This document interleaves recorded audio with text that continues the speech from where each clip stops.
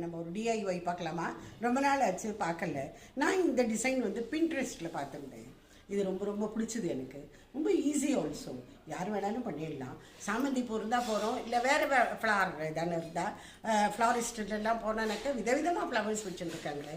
நான் இது வீட்டில் இருக்கிற இது சாமிக்கு போட வேண்டிய சாமந்தி பூவால் தான் பண்ணியிருக்கேன். வாங்க நான் என்ன பண்ணினேங்கிறத காமிக்கிறேன். டிஐஒய் தான் எனக்கு இதெல்லாம் பண்ணுறதுன்னா ரொம்ப பிடிக்கும். எல்லாருக்குமே பிடிக்கும் இந்த மாதிரி இதெல்லாம்.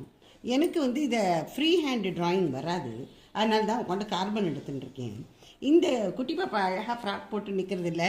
இதுக்கு எப்படி நம்ம ட்ரெஸ் பண்ணோம், இதை எம்ப்ராய்டரி பண்ண போகிறேன்னா என்ன பண்ண போகிறேன்னு எனக்கே தெரியல. நான் பண்ணி முடிச்சோடனே உங்களுக்கு காமிக்கிறேன், அவர் பண்ணிகிட்டே உங்கள்கிட்ட சொல்கிறேன். ஓகேயா? இப்போ நான் முதல்ல டிசைன் எடுக்கிறேன்.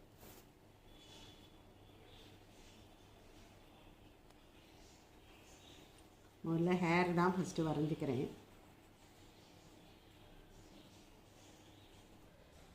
இதை நான் இப்போ வரைஞ்சிட்டேன் இந்த கார்டுபோர்டில். இப்போ இதில் என்ன பண்ண போகிறேங்கிறத பார்க்கலாமா? இப்போ ஒரு பேனா எடுத்துக்கோங்க. அதனால் இந்த கார்டுபோர்டில் அங்கங்கே இப்படி ஹோல் மாதிரி போட்டுக்கோங்க. ரொம்ப கிட்டக்க வேண்டாம், தள்ளி தள்ளி.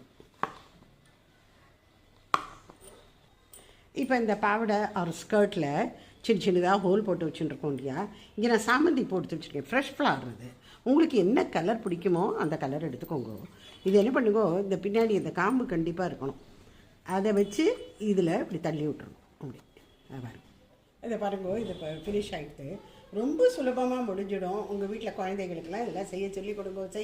பூ கொடுத்தா இது செஞ்சு கொடுத்துருவா. இது வந்து யார் வேணாலும் பண்ணலாம். நிமிஷத்தில் ஒரு 10 மினிட்ஸ் கூட ஆகாது பண்ணுறதுக்கு.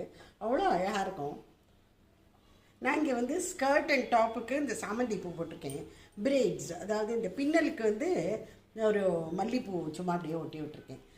இதை பின்னாடி பாருங்க எவ்வளவு இது, இந்த தண்டு, இந்த பூவோடுது காம்புன்னு சொல்லலாம். அதை வச்சு அப்படியே சும்மா குத்தி விட்டுருக்கேன். அவ்வளோதான். உங்கள் வீட்டு டேபிள் டெக்கராக அதை யூஸ் பண்ணிக்கலாம். ரொம்ப ரொம்ப அழகாக இருக்கும். ரொம்ப வித்தியாசமானது. இந்த பூ வாடி போய் எடுத்தோன்னே இதை எடுத்துகிட்டு நாளைக்கு வேறு கலரில் கூட போடலாம். வேறு கலர் ஃப்ராக் ஆர் பாவடை.